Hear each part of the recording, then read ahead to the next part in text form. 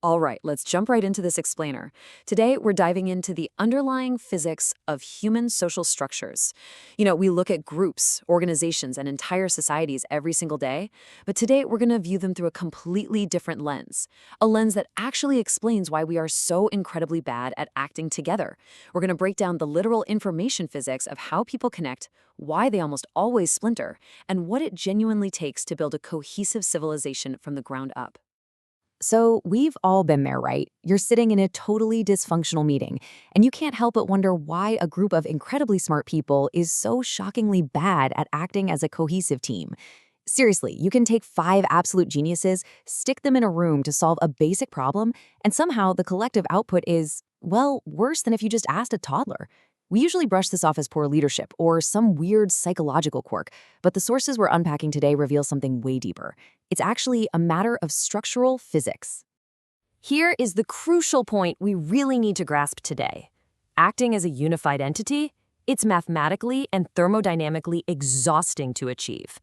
We kind of just assume that cooperation is the default state for human beings and that fragmentation is just a glitch, but the data shows the exact opposite.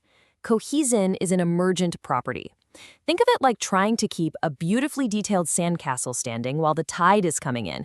It takes constant energy, specific constraints, and it's incredibly expensive to maintain. Basically, a lack of cohesion isn't a failure, it's just the path of least resistance. Everything naturally wants to fall apart. Okay, let's hit section 1, the social cell defined. To really understand our social failures, we first need to zoom all the way in and look at society through a biological lens.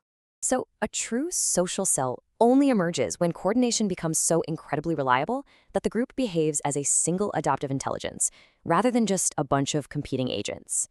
The formal term here is distributed cognition. In this state, the intelligence of the group doesn't just live inside the CEO's head. The mind is literally the entire system. It's distributed across the people, the software, the tools, the specific communication channels. Think of a highly trained surgical team or an airline flight crew dealing with an emergency. The intelligence is in that seamless coordination. When a group finally achieves this, they cross a threshold. They're no longer just a crowd. They become a body. I absolutely love this mapping. This perfectly illustrates the multi-scale isomorphism model, which is a super fancy way of saying biology scales up perfectly into sociology. A single biological cell, that's an individual person.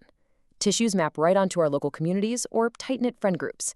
The immune system is our policing and norm enforcement. It's how a healthy group rejects bad actors. Metabolism maps flawlessly to the economy and resource flow of a city.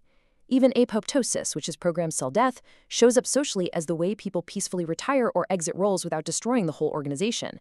This isn't just a fun metaphor, it's a mathematical reality of how things scale.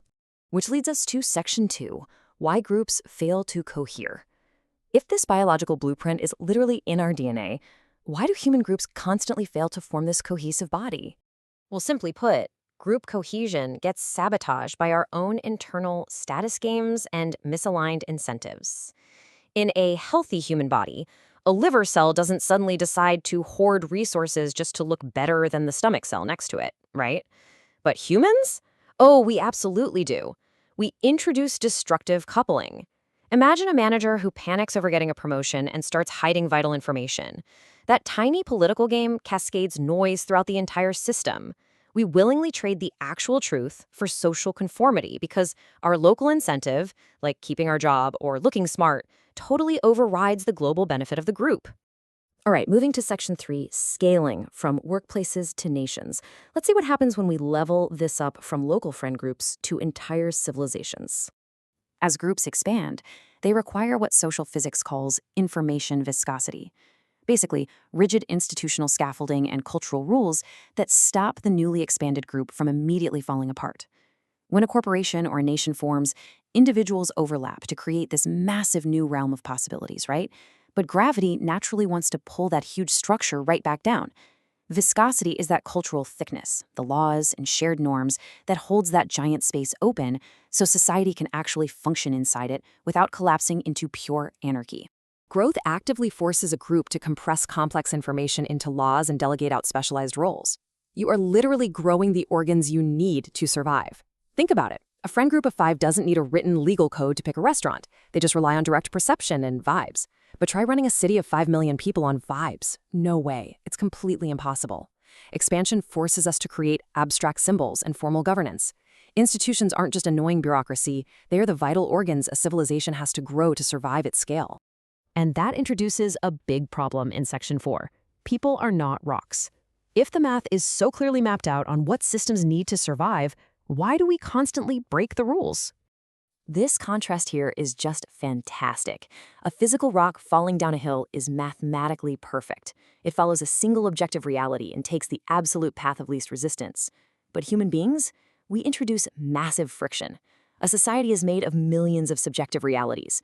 We frequently choose the path of most resistance based on emotion, spite, altruism, or incredibly complex morals. We are the friction. The chaotic truth is, if humans were governed by predictable, deterministic laws exactly like rocks, we'd have perfect peace. But we wouldn't be human anymore. Which brings us to Section 5, Hostile vs. Optimistic Systems.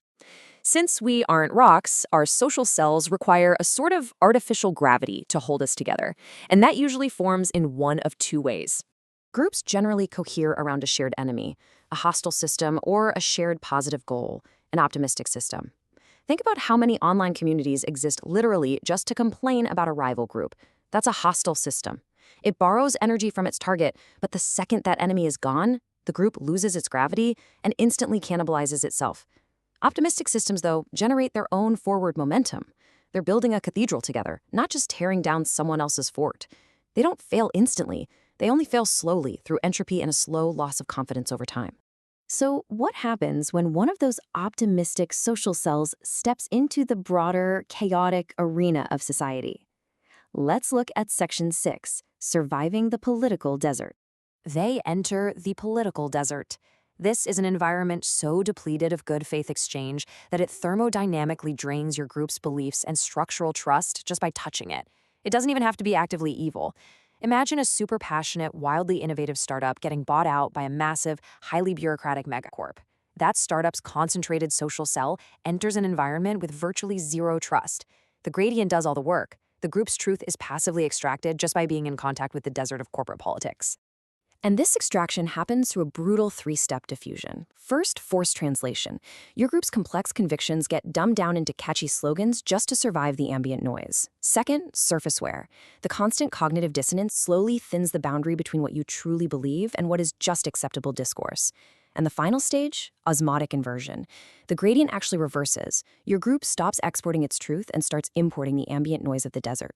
At this point, the group still has meetings, still looks exactly like a cell from the outside, but inside it's totally dissolved.